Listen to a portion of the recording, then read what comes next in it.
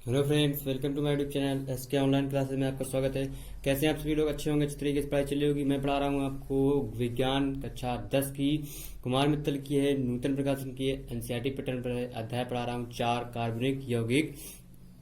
कार्बनिक एवं उसके यौगिक, कार्बन एंड इट्स कंपाउंड पढ़ाया जा रहा है।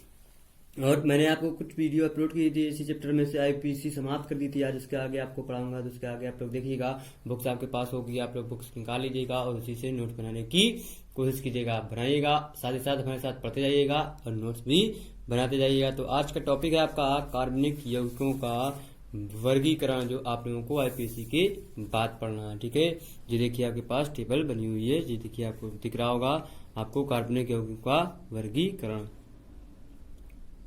देखिए आपके पास लिखा हुआ है, देख सकते हैं कैसे लिखा हुआ है कि कार्बनिक यौगिकों का वर्गीकरण लिखा हुआ है, क्लासिफिकेशन ऑफ ऑर्गेनिक कंपाउंड। क्या लिखा है? कार्बनिक यौगिकों को निम्न प्रकार वर्गीकृत किया गया है। किसे निम्नलिखित वर्गीकृत किया गया है? या कार्बनिक यौगिकों को निम्नलिखित, या कार्बनिक यौगिक निम्नलिखित है।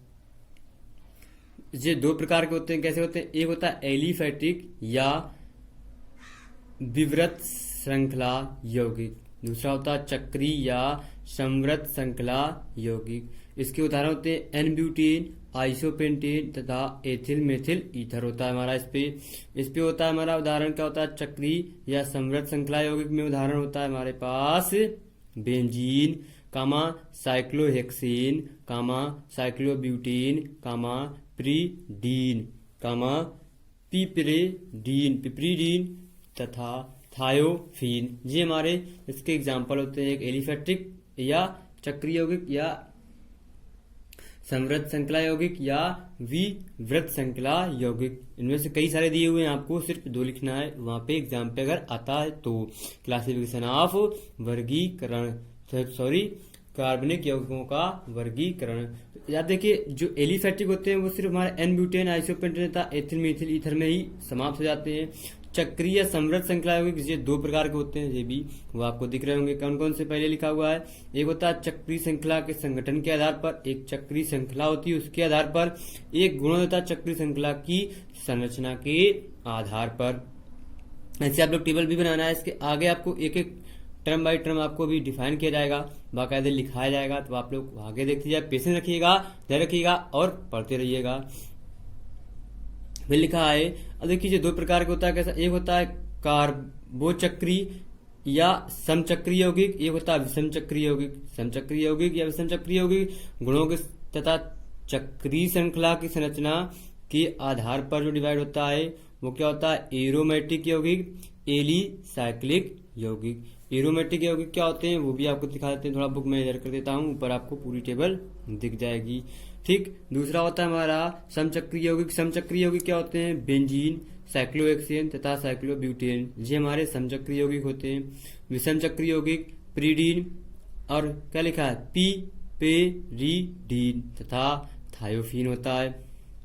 विषम चक्रीय यौगिक में एरोमेटिक यौगिक जो होते हैं उदाहरण बेंजीन, प्रीडीन तथा थायोफीन होता है। ये हमारे क्या होते हैं? एरोमेटिक यौगिक होते हैं। एलिसाइक्लिक यौगिक जो होते हैं, एलिसाइक्लिक यौगिक क्या होते हैं? उदाहरण साइक्लोहेक्सेन, साइक्लोब्यूटेन तथा पिपरीडीन होता है।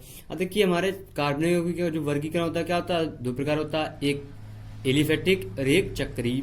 चक्री तो 2 प्रकार के होते हैं। कौन होते हैं? चक्रीय श्रृंखला के संगठन के आधार पर, गुण होता है चक्रीय श्रृंखला की संरचना के आधार पर। ये दोनों दो होते हैं। कौन होते हैं? एक होता है कार्बोचक्रीय यौगिक, एक होता है विषम चक्रीय यौगिक, एक होता है एरोमेटिक यौगिक, एक होता है एलिसाइक्लिक यौगिक। अब इनके पॉइंट्स आपको पढ़ना है, आगे वो मैं बताऊंगा, आप लोग देखिएगा। इसी बुक्स में ही बताऊंगा, मेरी राइटिंग वैसे भी गड़बड़ है, आप लोगों को समझ में कम आता होगा, बुक से आप लोग अच्छे से देख लेंगे। लिखा हुआ है एलिफैटिक यौगिक, एलिफैटिक कंपाउंड या विवृत श्रृंखला यौगिक दोनों होते हैं। ओपन चेन कंपाउंड क्या होते हैं? इस प्रकार की कार्बनिक यौगिकों में उपस्थित परमाणुओं की सभी श्रृंखलाएं क्या होती हैं? चेन्स खुली हुई होती हैं। इसमें सारी चीज क्या होती है? खुली होती है, कोई भी क्लोज नहीं होती है, वो आपको देखना है। कैसे? लिखा हुआ पहला एन ब्यूटेन। ब्यूटेन में कितने कार्बन होते हैं हमारे? मेथेन, एथेन, प्रोपेन और ब्यूटेन, 4 कार्बन होते हैं। आपको मैंने सीरीज बताई थी, पढ़ी भी होगी। 1 2 3 4 कितने हो गए? 4 कार्बन। इसमें कोई सही हमारा ग्रुप नहीं लगा है, समूह नहीं लगा है, इस बेस से क्या हो गया एन ब्यूटेन हमारे लगे हुए हैं।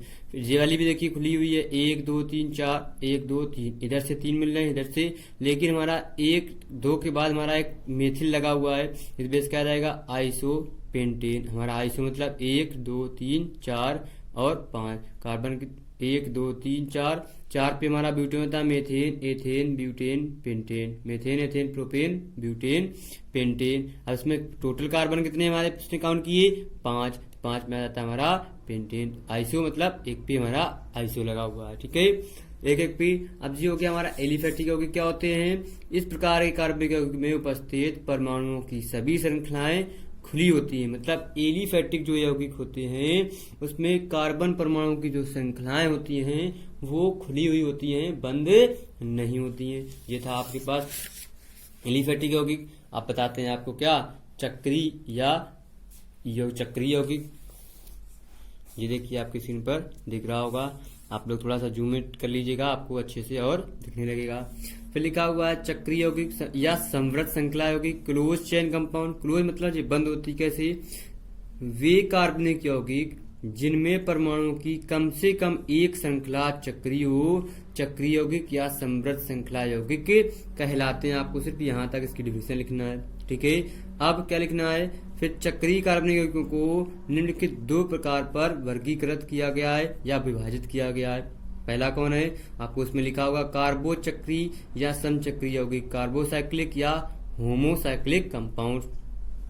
यदि चक्रीय यौगिक में उपस्थित चक्रीय श्रृंखला के सभी अवयव परमाणु कार्बन परमाणु हो तो इस प्रकार के चक्रीय यौगिकों को कार्बोचक्रीय या समचक्रीय यौगिक कहते हैं। क्या कहते हैं, कार्बोचक्रीय या समचक्रीय यौगिक कहते हैं। आपको देखिए नीचे आपको दिखा देते हैं बंद श्रृंखला कैसे आपको दिख रही होगी, यहाँ पे आप लोग भी देख सकते हैं।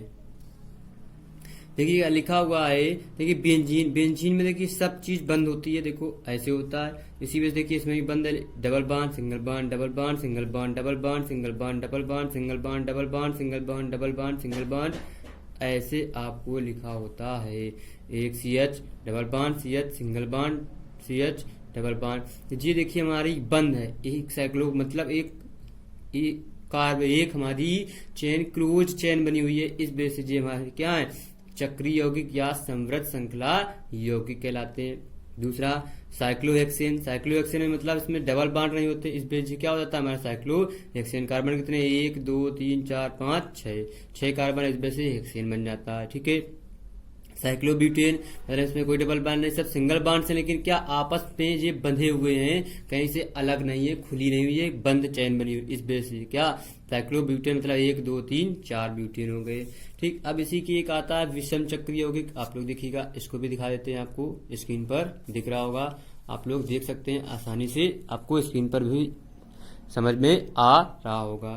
लिखा है विषम चक्रीय यौगिक हेट्रोसाइक्लिक कंपाउंड, यदि चक्रीय यौगिक में उपस्थित किसी चक्रीय श्रृंखला में कम से कम एक परमाणु कार्बन के अतिरिक्त किसी अन्य तत्व का परमाणु हो तो इस प्रकार के चक्रीय यौगिकों को विषम चक्रीय यौगिक कहते हैं। ये देखिए आपको डिफिनेशन लिखी हुई है, यदि चक्रीय यौगिक में उपस्थित किसी चक्रीय श्रृंखला में कम से कम एक परमाणु कार्बन के अतिरिक्त किसी अन्य तत्व का परमाणु हो तो इस प्रकार के चक्रीय यौगिकों को विषम चक्रीय यौगिक कहते हैं। उदाहरण लिखा है प्रीडीन, प्रीडीन क्या होता है हमारा, प्रीडीन में हमारा देखिए सब पे हमारा एक N और कार्बन लगा होता है बेंजीन के साथ में, तो बेंजीन के साथ में एक हमारा नाइट्रोजन समूह लग जाता है तो वो क्या कहलाता है, प्रीडीन कहलाता है, ठीक। अब देखिए इसमें जब NH लग जाता है, एक हाइड्रोजन और एक नाइट्रोजन, तब प्रीडीन कहलाता है।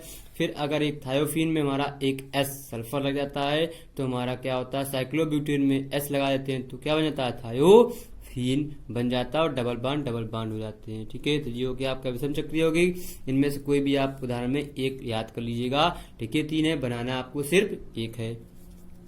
बेसिक बात आता है एरोमेट्रिक यौगिक, एरोमेट्रिक कंपाउंड, देखिए आपको दिखा देते हैं पूरे के पूरे, आप लोग को भी बताते हैं क्या से क्या चीज आपको नोट करना है और लिखना है। लिखा एरोमेटिक यौगिक क्या होते हैं, वे चक्रीय यौगिक जो गुणों तथा चक्रीय श्रृंखला की संरचना में बेंजीन के समान होते हैं एरोमेटिक यौगिक कहलाते हैं। चक्रीय यौगिक को के उपरोक्त उदाहरण में बेंजीन, प्रिडीन तथा थायोफिन एरोमेटिक। एरोमेटिक क्या होते हैं? वे चक्रीय यौगिक जो गुणों तथा चक्रीय श्रृंखला की संरचना में बेंजीन के एरोमेटिक यौगिक आप अपनी लैंग्वेज में लिख सकते हैं कि वे चक्रीय यौगिक जो बेंजीन संरचना के समान होते हैं एरोमेटिक यौगिक कहलाते हैं। जैसे उदाहरण में बेंजीन, प्रिडीन तथा थायोफिन एरोमेटिक यौगिक हैं। ठीक है, फिर होता है एलिसाइक्लिक यौगिक। एलिसाइक्लिक यौगिक में क्या करना है? वे चक्रीय यौगिक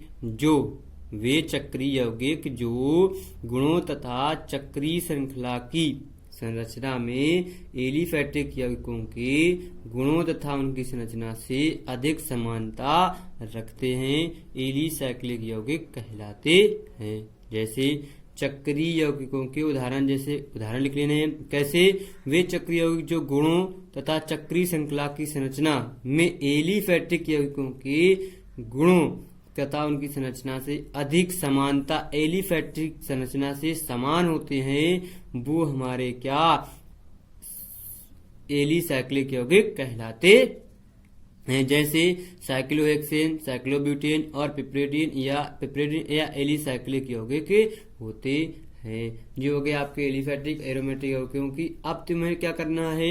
बहुत आसान, बहुत सिंपल है। ये आपको बता दिए कार्बनिक यौगिकों का वर्गीकरण बताया गया। तो इसके लिए ये टॉपिक आपको एक ही बताया जाएगा, topic by topics video upload होते हैं। कल आपको फिर से आना है। और अगर आप लोगों ने अभी भी चैनल को सब्सक्राइब नहीं किया तो सब्सक्राइब कर लीजिए, साथ ही साथ बेल आइकन को भी दबा दीजिएगा, जिससे आपको लेटेस्ट नोटिफिकेशन वीडियो आपके मोबाइल पर पहुंच जाएगी और आप लोगों को मिल जाएगा इसमें, तो आप लोग वहां से लाभ उठा सकते हैं। और साथ ही साथ आप लोग यूट्यूब पर देखा कीजिएगा, कम्युनिटी पे मैं क्वेश्चन भी अपलोड करता हूँ, आप लोग उनके आंसर दीजिएगा।